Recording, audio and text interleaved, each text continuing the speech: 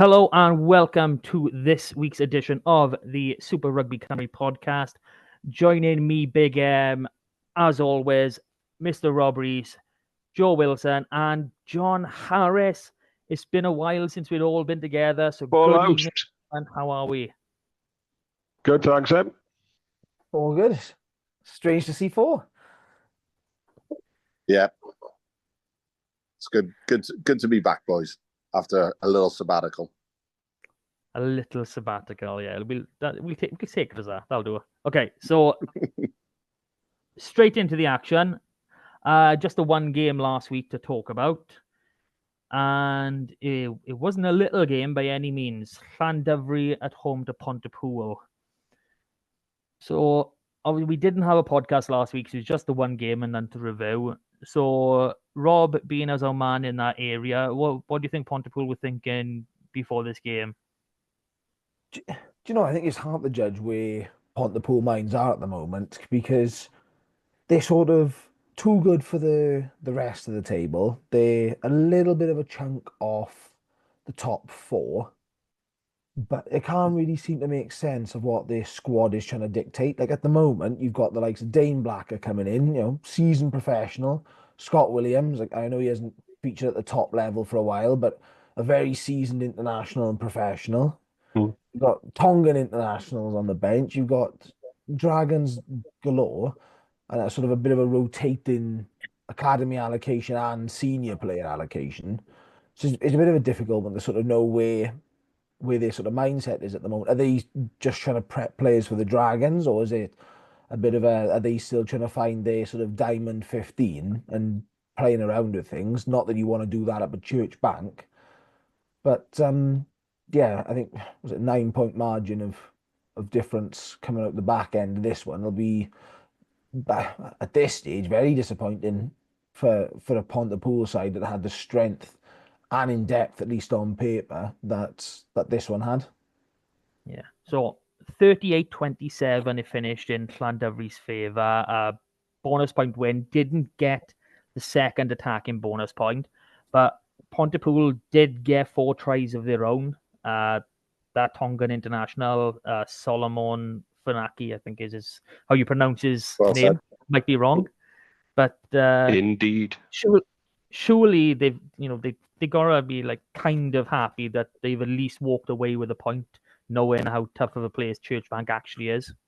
It is probably one of those ones. I think the way you sort of set up, you go out to attack these things. Once again, Pontypool's away form is letting them down in the league this season. But as much as I want to say 1 point is probably a fair reflection, even if you went beforehand, Church Bank, Llandovery on a really good run. Of course, Llandovery now top of the table, at least until we see some additional fixtures played out before the next sort of full bank of league fixtures. But I just think that when you've got the strength in sort of depth and these players being sort of airdropped into the 23, you got to be looking at doing something different and actually turning sides over.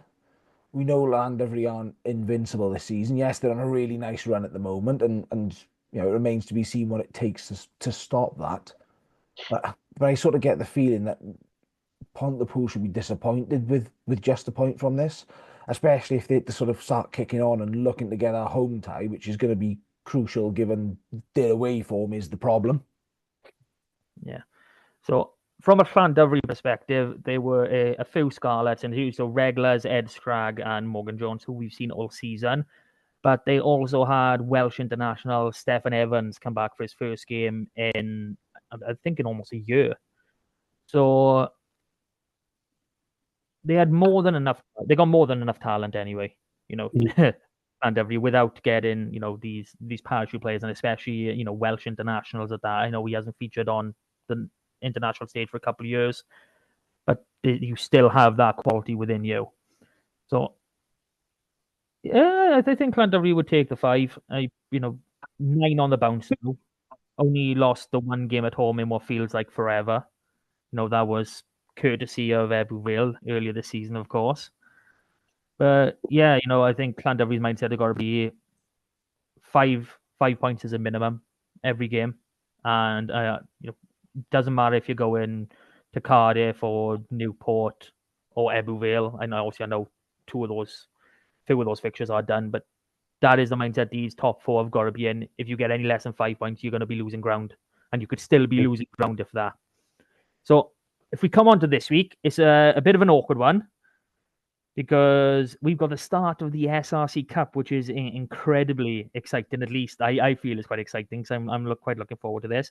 But we also have a league fixture to play. So that league fixture is Bridgend against Newport. So, John, I guess you kind of cover Bridgend being, the Australian as such. So, Yep. What do you think the thoughts are going into this one? Scott Baldwin's men. Well, they're finding some form again now, aren't they? They've strung a couple of wins together. Beat Aberafan again, which I was none too pleased about after Aberafan had I didn't get to go to the game, but I was keeping up with the Twitter updates, getting notifications every time there was a score. So half time when I seen 20 points to 5 or 20 points to 7, I was like, oh, this is going quite well. And then by 53 minutes, Bridgend had taken the lead and scored 3 tries within 13 minutes of the second half. And I was like, what the hell is going on in this one? And then thought we might get a little bit back then with a penalty try. Abraham's top try scorer nearly every year, penalty try. And Bridgend going down a man with a in the last 10, going into injury time, and they've given 2 penalties away, and Bridgend have done a job then with 14 men on the pitch. So they're going to be confident, and at the Brewery Field, I'd quite fancy them to turn Newport over. I know Newport are quality, but I think Bridgend are just finally finding a bit of form I thought they were going to find earlier in the season when they won 2 or 3 games in a row. And I don't know, I feel like Newport, it sounds harsh because Newport's still right up there, still one of the best teams in this league, but I feel like they're having a little bit of a lull by their high standards from the start of the season. So yeah. I quite fancy Bridgend for this one. Bookies fancy Newport mind, 2-5, 7-4 for Bridgend. They're giving Bridgend a 7-point head start, and as we know, bookies are never far wrong. But for me, I'm fancying Bridgend for this one, and especially know that I think this is those wins taking Bridgend up to 5th. I want to say above Pontypool. So that if they're in a right battle now with Pontypool to try and break away from that bottom 3 or 4 teams to try and get the top 6 and be best of the rest behind the big 4. So that they've got that spurring them on as well. So I think this could be a little cracker down the Brewery Field. Yeah. So as it stands, Bridgend sit in 6th and Pontypool in 5th, both on the same amount of match points. But the first tiebreaker is matches 1, and Pontypool better that by just a single game. Bridgend have scored a hell of a lot of tries, to be fair to them, and they are on a bit of a streak, let's say, so 2 games in a row. And then it's the opposite for Newport, like you just said. They've lost 2 in a row. So, Rob, I'll come back to you because this is still technically your area.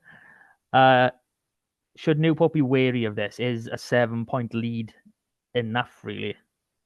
Yeah, it's definitely the sort of fixture that Newport need to keep an eye on, really, especially knowing what sort of happened down at Spitley Park at the start of the season. Newport came out the quicker side, conceded a couple of tries. They then took on past the 40-point mark, I think it was, before conceding 2 late tries that sort of flattered the sort of the overall dominance, perhaps. But Bridgend are one of these sort of sides, especially at home, that they can really string some good rugby together. And that's not always upfront physical, going through set piece rugby, but really good on the eye, the aesthetically pleasing sort of rugby. RGC on the carpet up in Colwyn Bay is never an easy place to go, and they've dealt with that. They've got some nice performances this season, but I think they're still waiting for that one performance against the top side. I think they haven't turned over anybody in that top four, but this is probably a better, as good a time as any. You've got and both sides going in off a couple of weeks off. Can you catch Newport off guard? I think Newport are struggling a little bit where the set piece was absolutely dominant last year. They're not. It's not as much as a weapon this season for them. And I think that's we're missing Peard and Landman in that second row now for some time is sort of playing its toll on that. But yeah, it's certainly one I would probably still favour Newport at the moment, but I think it's one that certainly wouldn't surprise a huge amount of people if Bridgend were to steal this one. Fair. So does that mean you're going with Bridgend or are you sticking your guns with Newport? Stick the guns with Newport. And Joe, final word by here, my friend. Yeah, I think the Newport setup, we've disappointed with the last two results, really. And I think this is a surface that suits them. So I'm kind of with the bookies on this one. I think Newport will go down there and do a number. I do think it's a really good point, the impact of the loss of the two locks to that team, because they've been able to lay, that front five have been able to lay, or at least get parity of possession pretty much against everyone they've played this year in Newport. And I just think that those two locks being missing for such a sustained period has had an impact in the last two games. So if they can muster up a front five performance that gets them parity, I think they'll have enough to put Bridgend away. And I think that's kind of, despite the last two wins for Bridgend, I still feel that's the soft underbelly, is that pack. It's still very lightweight. So I'm expecting Newport to bounce back here. Okay. So obviously neither of these teams involved in the SRC Cup this weekend, but I did manage to get a word in with Tyrone Morris. So this is what he had to say. So first round of the Cup, they have a bye, which means they'll get to face Bridgend, which obviously we just discussed in the league fixture this weekend. So we'll join the rest of the teams next weekend when we travel to face Swansea. Swansea's always a tough place to play, and earlier this season they took a world-class finish from our hooker Wade Langley to break the deadlock in the final minutes. I expect another challenge next Saturday. This cup competition presents a great opportunity for players who haven't had much game time so far, encouraging healthy competition for places across the squad. So that's Tyrone's take on this cup competition. So I'd like each of you to really have just a brief word on what you were looking forward to with this competition. So John, you were the very last on my screen, so I'll start with you. I'm just looking forward to seeing some rugby. That's the main thing. I think Aberravon have played 11 games so far this season, and something flashed up on Facebook the other day. It was like from the early 90s, showing up an old, like one of those old Brewers annuals or something, showing the games and the fixtures that teams had back then. And I counted, it was like 22, 23 fixtures by Christmas. I just don't think it don't feel like we're playing enough rugby, these boys, personally. We've had we're getting these little bursts of a couple of games, and then we just seem to be getting long layoffs then. And these boys, I thought the point of this is to get these boys playing regular. So if they need to be called up, then they're fresh, they're ready.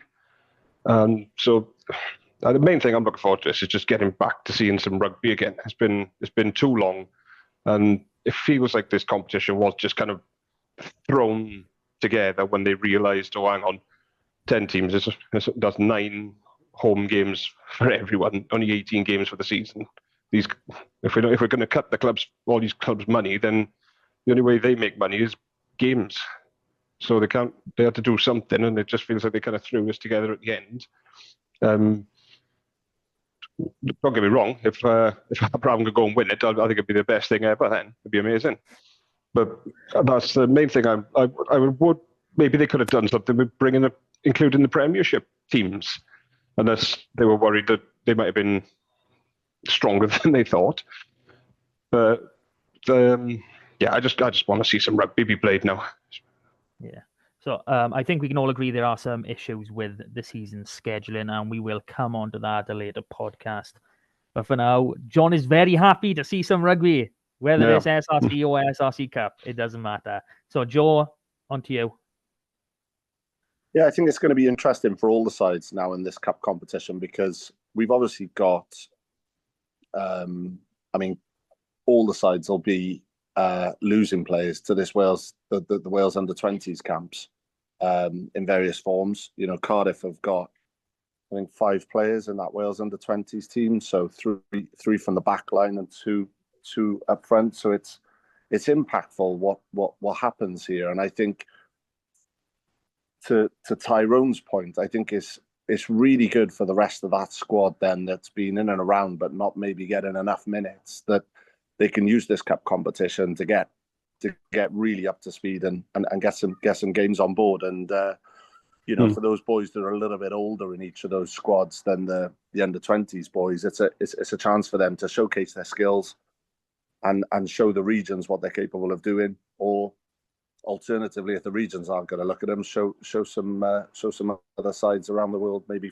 France D2 and in England the Championship, what they're capable of doing. So I don't expect there to be any let off in the standard of rugby at all. If anything, I think you'll see a lot of players desperate to make a point and demonstrate that they should have been starting from the very beginning. So I think it's going to be a really exciting competition. And knockout rugby always produces a bit of excitement and a bit of edge of seat stuff. So hopefully that's what's going to transpire, and it'll be interesting to see what comes out of that, especially since one or two of the regular names that have lit up the SRC so far are going to be missing. Yeah, there's bound to be some shock results in there somewhere, isn't there? So I think that's something to look forward to. Yeah. But what I'd like to know about this as well is what the teams are thinking of it. Are they thinking, let's use this cup now to rotate the squads around a bit, give some of these boys who haven't been starting game time and keep the first choice fresh for the league?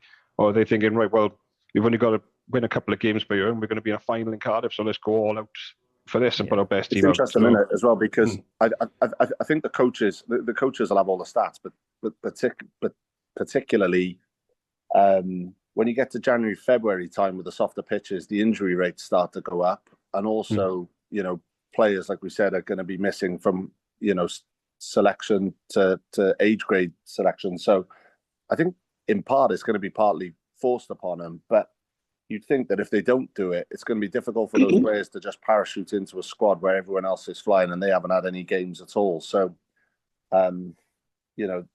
it's a balancing act for the coaches, isn't it? But I think they're going to be trying to get as much minutes under the belts of some players who haven't had any exposure at all.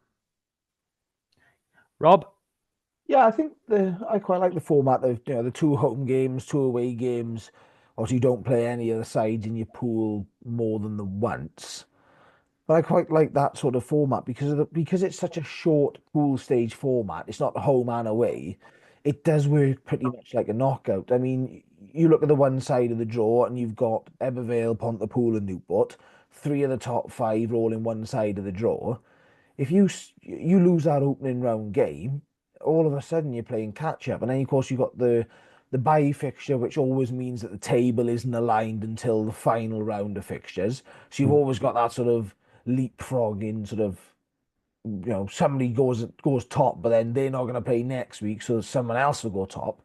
You've always got that little bit of added jeopardy and additional pressure, and I think it does come at a nice time. I think a lot of the sides will be playing full strength as they can.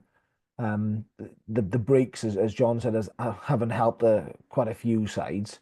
And whilst there's a lot of players now away with the under-20s, once you start averaging that out, it won't decrease the actual squad strength across the boards.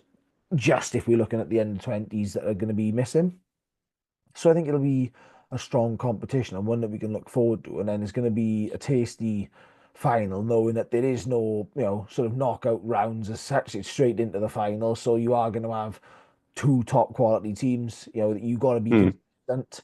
There's no luck of the draw as such, or someone's fluking their way to a final. You got to win a really strong 4 games, and I think you're probably going to have to win all 4 of your games to be able to get to that final, which is good, because ultimately, right, what we want is someone winning the cup who's won 5 games. You don't want someone winning the cup who's lost, especially if there's someone else who hasn't lost until the final. You know, all of that side of things. You know, I know the Rugby World Cup works exactly the same in terms of a pool stage, and a lot of major tournaments do across other sports, including sort of football. But yeah, I think it's given that opportunity for someone to go 5 games in a run now across the next few months and say, yeah, let's take the cup. You know, this is still effectively the cup that's been lifted by the likes of Neath and Swansea, Cardiff. Unfortunately, John Ebervale and Aberravon have got 5 finals between us and got. But yeah, this is still that final. You know, it's still that embryo of all those years gone by, and the internationals playing on the sort of the national pitch, and this is still that top prize. Yes, the league changes every other year, and sort of the cup has sort of altered slightly, and obviously a lot since it first came around. But this is ultimately what it's all about. And you look at someone like, I know we spoke about him earlier, but you look at a team like Pontypool, for instance, who've had so many different players, you know, very recently just parachuted in. And Tom Hancock really, you know, let's not forget, he took over, I think, 4 weeks after the start of the season. So he's still trying to get his game plan together for Pontypool. But I think what you are beginning to see from a side like Pontypool is, although there's been sort of a bit of a changing of players, and new signings, etc., scoring 4 tries away from home, you know, I think that's a Tom Hancock blueprint there, and he'll be looking for continuity. He'll be looking for continuity because he wants that first choice team to get better and better. So it's going to be a hell of a cup competition, that's for sure. Yeah. So if I'm being totally honest with you boys, you haven't left me with really much I can say. Now you've kind of taken everything. Charming, always charming. Are there bonus points in the groups? That's what I wanted to ask. Do we know that? Yeah, I believe it works exactly the same as we do with the league. Which again, so the extra one for the 15 points as well. Yeah, as far as I'm aware, is being played. Because that could add to it as well. It all adds a little bit of jeopardy, and the same with the bonus points, right? Is if you drop a bonus point, there's a chance that somebody's going to be picking up bonus points. Is the Six Nations Grand Slam thing, right? Where they had to add particular bonus points for the Grand Slam because you could win the championship by losing a game, and the side could come in second by winning all their games, right? I know that's slightly different format that we're looking at here, but it gives that additional bit of jeopardy. If someone takes 2 bonus points from a game, all of a sudden, compared it to what you could say, I might have got a 4-point win. You're only 2 points off where you thought you might have been. Yeah. So I think the only thing I can really say now that I'm actually excited about seeing is, obviously we're losing the under-20s boys. We know that. I think there's 29 of them that have losing from the SRC or thereabouts. So this is an opportunity for the club's pathways to step in, to see what their youth players, to see what they've done with their club teams over the last 3-4 years since districts or first year rag. So that is something I'm really excited to see a few more 19, 20-year-olds get some opportunities here. So, and let's be honest, there's always cases where boys are missed early on, the late developers. So this is really the place for them. If they've been lucky enough to get into one of these SRC clubs, then this is the perfect, showroom for them to really broadcast their case for a professional contract, or at least a senior academy contract at that. Well, it's one of those ones, right, as well. Is as much as we know the league's about development and the academy players, or that, in this sort of situation, the under-20s sort of stars feature prominently and should feature prominently. It gives clubs who don't rely on, parachuted players, from the academy, that sort of bit more of an opportunity to turn around and say, yeah, this is a core squad. This isn't a regionally boosted squad, and we're going to be winning with it. And ultimately, I think there is that bit of old school club pride sort of factor in a lot of this as well. Yeah, very, very true on that. So let's get into the thick of it. So I'm going off my top of my head by year, and I think we're starting in Pool A, which will be Llandovery against Cardiff. Dan Nice. Fish, very much on the same wavelength of everyone really. He's seeing this as an opportunity to see some of his younger boys have a taste of men's rugby. So I think that means even though we're seeing a very young Cardiff backline, we could see an even younger Cardiff backline coming into this game. So Joe, take us through what you're thinking and what you think Cardiff are. Of what is, sorry? The game.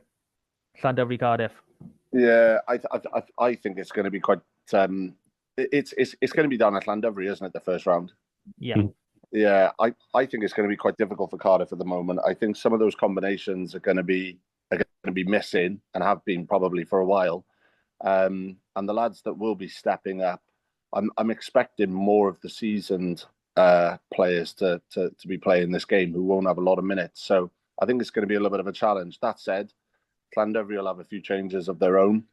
I'm not expecting it to be a blowout either way. I think it'll be a competitive fixture, but I think Llandovery will have too much at home. Yeah. I'm very much in agreement with you. They have lost a few boys to the under-20s, but the boys they've lost, they haven't seen a great deal of this season. One of them, Will Evans, who got injured, a couple of weeks in. And another one, Harry Thomas, who I think has only played 4 games out of the 12, 13 they've played. So, not great losses. I'm still expecting a fairly full strength Llandovery side, and I even thinking this 5 points is going to be the minimum. So, Rob, what are you thinking on this? Yeah, I think Cardiff have been thwarted, and I've mentioned this a couple of times, partially by under-20s allocations, but also by injuries in the pro team that have sort of meant that they've lost a few additional players to call-ups there. I think it was always quite clear that the squad was very thin at the start of the season, not in quality, but in numbers. Yes, they've got quite a big path where they can call from, but calling up somebody who's ready to play this level of rugby isn't always easy. And to top it off, you're going into a Llandovery sides that, like I said, haven't lost now since they lost the Shield in that very first game at Church Bank. So, yeah, I think Llandovery will be sniffing blood. We've seen what they can do. Llandovery will want to try and just tighten up the defences a little bit after Pontypool sort of result. That sort of could effectively spell a bit more trouble for Cardiff, I guess, in terms of it's sort of shaking Llandovery into saying, hang on, boys, we're a good squad, we're winning loads of games, but we can't be conceding 4 tries, or there's that risk that we may not win this game. And as we said, we're into effectively knockout rugby now, and you can't let anything slip in pools of this quality. So, John, over to you for the last word. I'm going to have to go for Llandovery on this one as well, I think. At home, like I said, 9 games on the bounce now. They really hit in their stride now. And it's hard to see anybody stopping them at the moment. I feel like they're on that kind of run now where they could conceivably go through to the end of the season, I think, without losing a game. That's how good they look in to me. I think the pitch will suit Cardiff as well, though, because they play on a similar surface down a cap. So there's not going to be any surprises there. It's not like going up to Pontypool or Evervale on a cold, wet day. So that might help, but I think it's got to be Llandovery 5 points for this one. But I could see Cardiff getting a point out of it for 4 tries because they can. We've seen the damage their backline can do this year. No matter who's been playing in it. But Llandovery home win for me. Yeah. So next up, we've got RGC at home to Aberafan. Again, Pool A. So Jason Hyatt, after a 2-week preparation period, everyone's looking forward to the first round of the SRC Cup competition against RGC. We leave for North Wales on Friday and spend the night at our usual accommodation. This allows us to prepare well and give everyone the best pre-match build possible. So going up on the Friday night, pretty smart idea. Seems what they do anyway. So, John, I'm coming straight back to you as the Aberravon man. What's going on? This is a tricky one, isn't it? I think I saw this week. I think it's only 2 players we lose into the under-20s. Scott Denevo, the fullback, who has been outstanding this year. He's been one of the players of the season so far. And Saul Hurley at hooker. Saul isn't first choice, so I would say. So we can probably deal with that a bit better than Scott at the back. But I think they do have players that can step in. I know, I don't know if they play him there, but Joe Gage has played a lot of fullback before. I think he's played under-20s fullback as well. So I think we're fairly lucky with only losing 2 players. I think, I say it's always a horrible trip, isn't it? But RGC got to do it for every game, so I can't really use that as an excuse.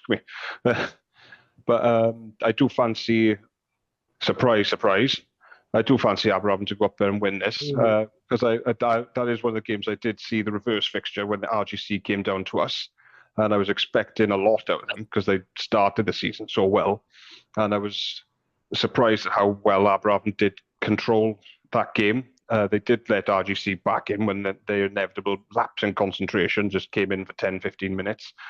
But it felt like Aberravon had the measure of them in whatever RGC were trying to do.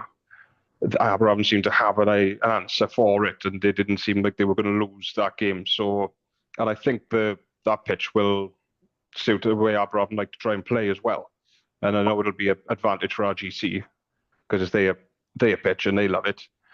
But it's going to be one score, I'm thinking, and I'm even thinking 5 points. It's going to be a very close one, but I'm going to pick Aberravon just to sneak it. Yeah, there's no surprises there. You were always picking Aberravon. Don't try to make it out any other possible way. So, RGC, they're tough to beat at home. Just ask Rob.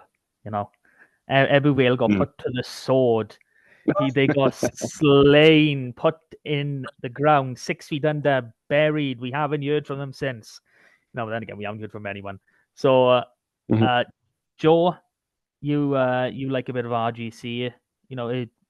You fancying them for this one, especially on their own patch? Yeah, I think so. I think the surface suits them. I'm enjoying Hyatt's comment as well. We're going to stay in our usual accommodation. I'd love to know what that is. I'm hoping it's not Story Arms on the way up because it's not far enough.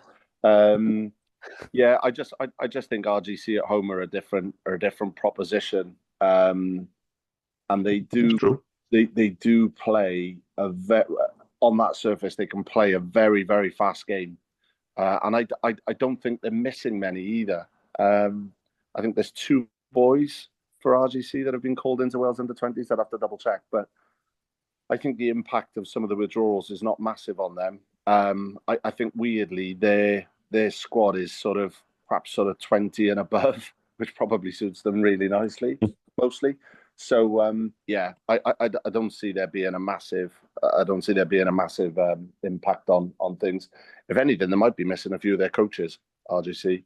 So I know Saul's involved with the Wales under-20s normally. So yeah, it'll be interesting to see how Aberravon fare going up there.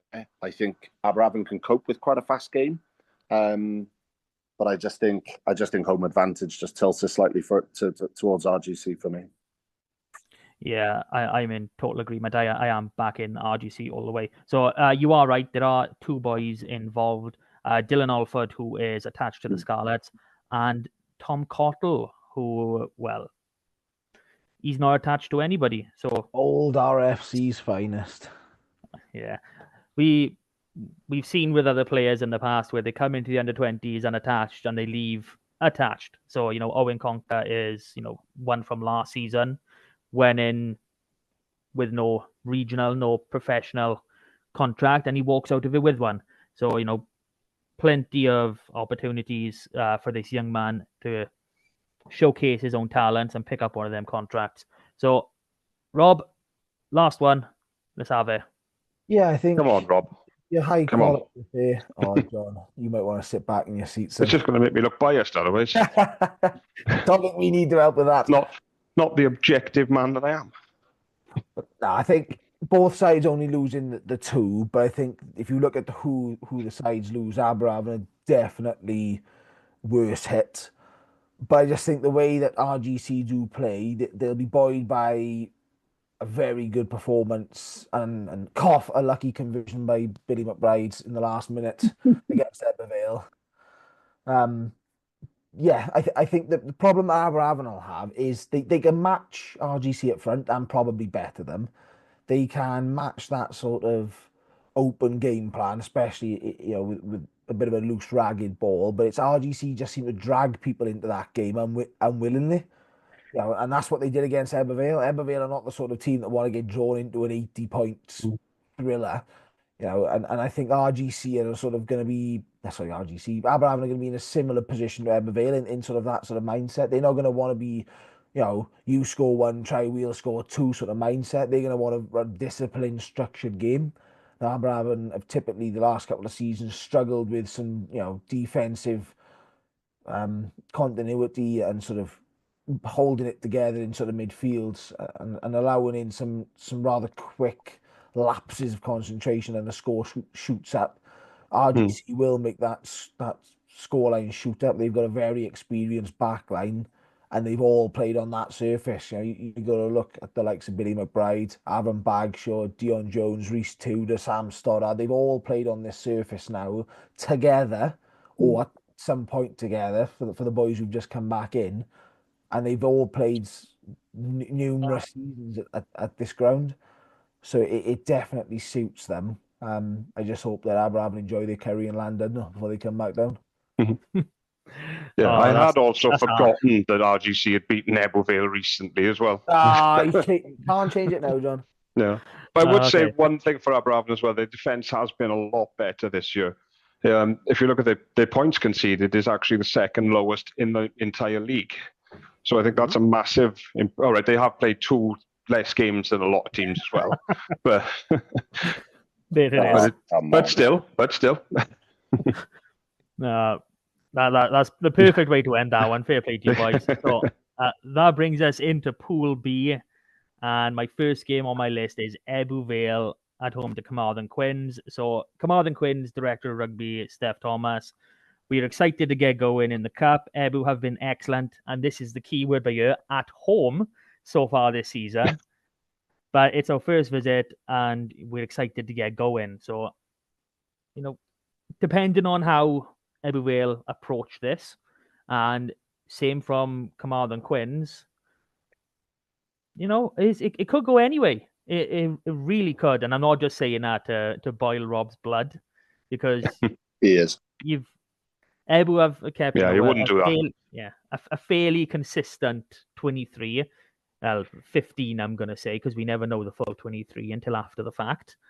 But I think it's probably time to see some changes at Ebervale. Let's see a bit of new blood in there, which, might do Carmarthen Quins a few favours, especially, being at home. You want to give your boys a run out on their home patch. You don't want a hostile crowd. So come on, Rob, what are we thinking? Don't want a hostile crowd. Wait, can I just check that this game hasn't switched from being played at Ebervale?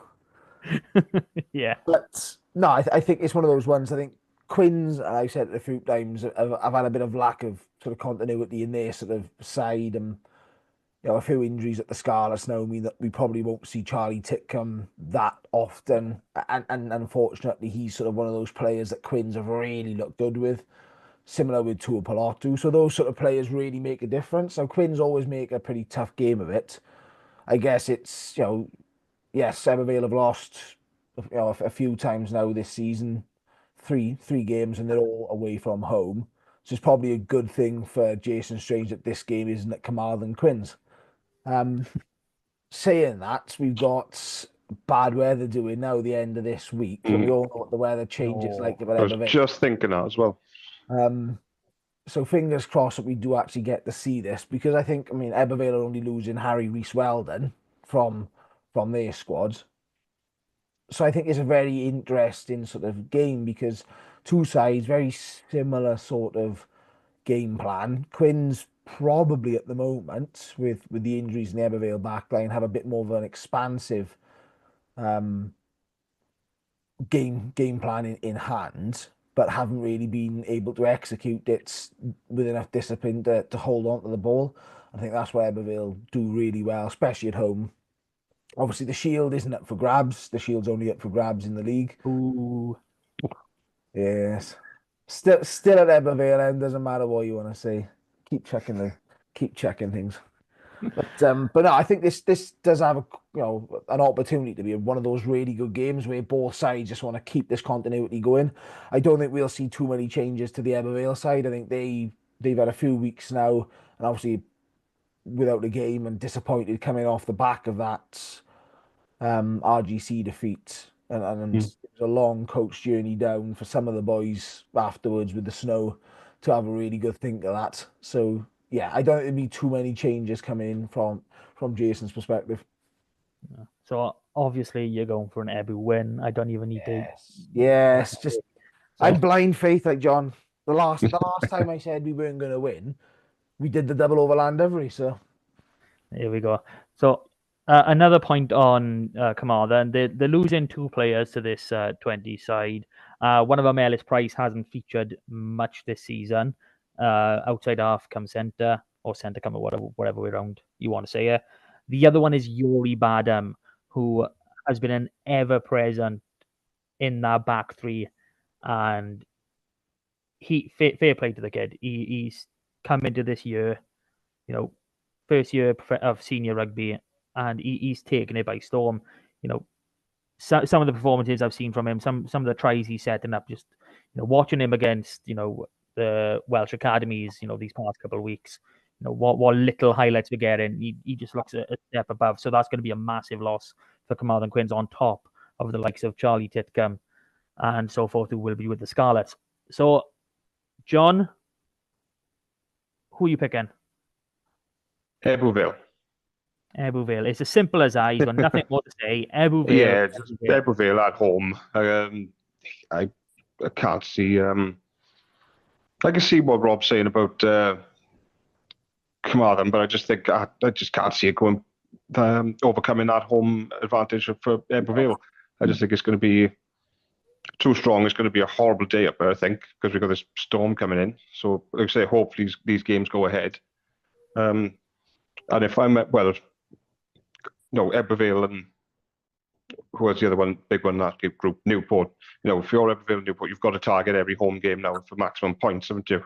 So if that's the mindset they've got to go out there with, then I think it's going to be very difficult for Carmarthen Quins to stop that. They could get some tries of their own, maybe come away with a losing bonus point, but I see Ebervale coming away with at least 5 from this one, I think. They've got to. You're killing me, Bayaba. Come on. Okay, Joe, please say I'm not on my own, Bayer. I'm afraid you're on your own. Ebervale too much at home, way too much. And I think for me, one of the things that stood out in the league so far this season is I think Quins are one of those funny teams to call, to be honest, because you sort of watch them go away, and if they turn up, they're more than capable of winning. But then at other times, it's like they've never got off the bus. So it's really bizarre sometimes when you're sort of looking at Quins, deciding what's going to happen next. But I just think Ebervale will want to have a good run in this competition. Their league form suggests they could have a good crack at it and win it. And I don't see them making an error at home. I just don't. I think the journey back down as well that we alluded to. I think they'll all be having a really good think about that, and they'll be desperate to with this layoff. They'll be desperate to prove everyone wrong and prove everyone what a good side they are. So the final game in Pool B and the final game of the week is Pontypool at home to Swansea. Now, Swansea, one of only 2 teams to have played quite recently. Swansea, yes, they've got that first win, under their belts, but realistically, are we going to see a second one. No, I'm expecting a second one during this competition because just of how some teams might, take it. Pontypool go for youth, Ebbw go for youth. You never know what's going to happen. So, Rob, straight to you. Pontypool, Swansea, what's going on? Well, if Pontypool go for youth, I'll eat my shoe. No, I think this is the tasty pool with three sort of top quality sides in it. I just think for Swansea, it's that how do you want to approach the cup? Do you say realistically we'll have a go, but then as a coaching set of staff, you've got to set yourself realistic targets, even deep down. As much as you want to win each game, you take it win by win. This is a really difficult mindset for Swansea, and that's what they're going to have to get right, because realistically, Quins is probably the only one they're looking at going, we can give this a shot. Even that's a difficult game, but you're going to host Ebbw and Ebbw have broken the record against Swansea for the last 2 years running in terms of most points scored against them down there. So I think this is really a mindset for Swansea. They need to find out their strongest 15. At the moment, they are lightweight up front. Their back line is dangerous, especially if they get a few Ospreys additions in and around there.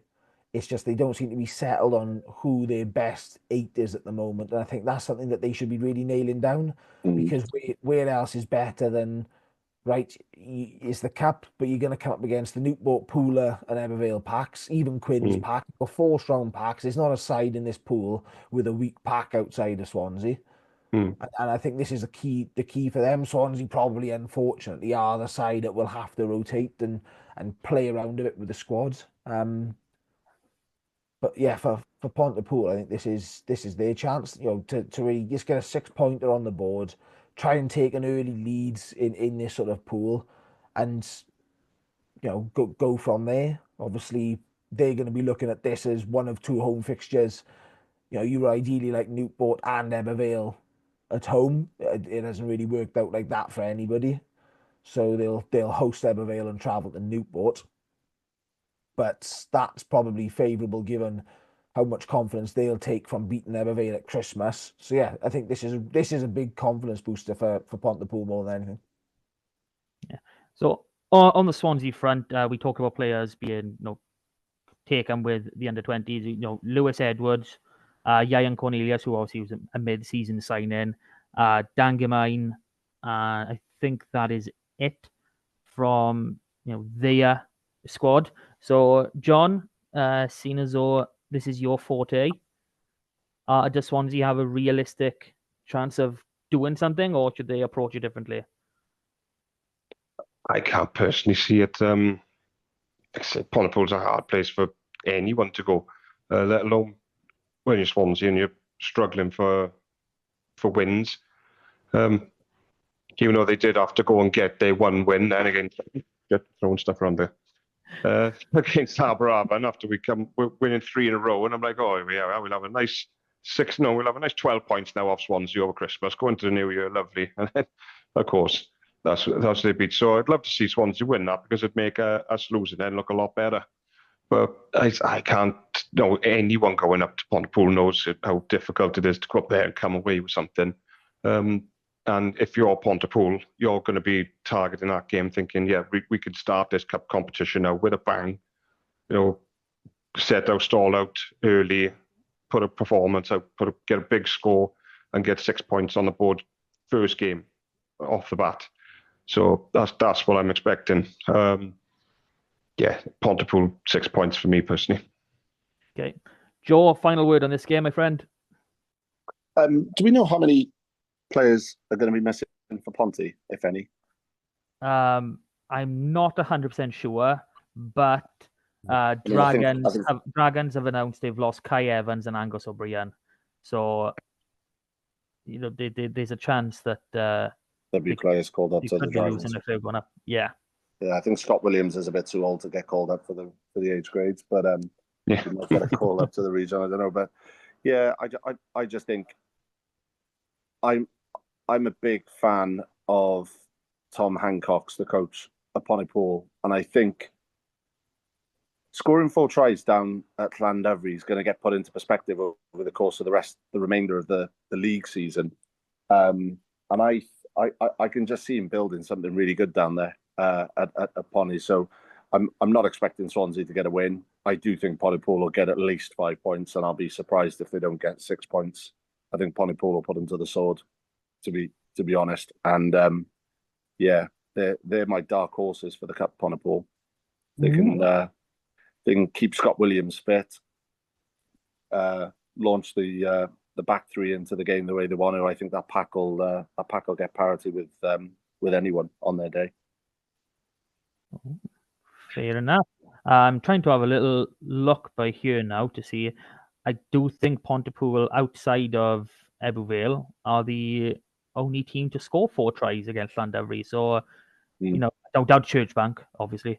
So, that is a hell of achievement. So that brings all the games to a close. And you've kind of already answered my next question. Who are we backing to win the whole damn thing? So I'm taking Pontypool as your answer, whether you meant it or not. So, tough. John? I like that as a shout for a dark horse. But I think my choice, I'm going to go for Llandovery for this one. I know they've won this cup before and recently, and I think they're hitting their prime now, hitting their stride, and that's I got a feeling. I'm going Llandovery. He's got if they can get past Aberafon, obviously. You put in targets in there as well, or you get to change your mind. No, don't work, but don't work. Okay. Let it be noted, he's not backed Aberafon for the cup. All right.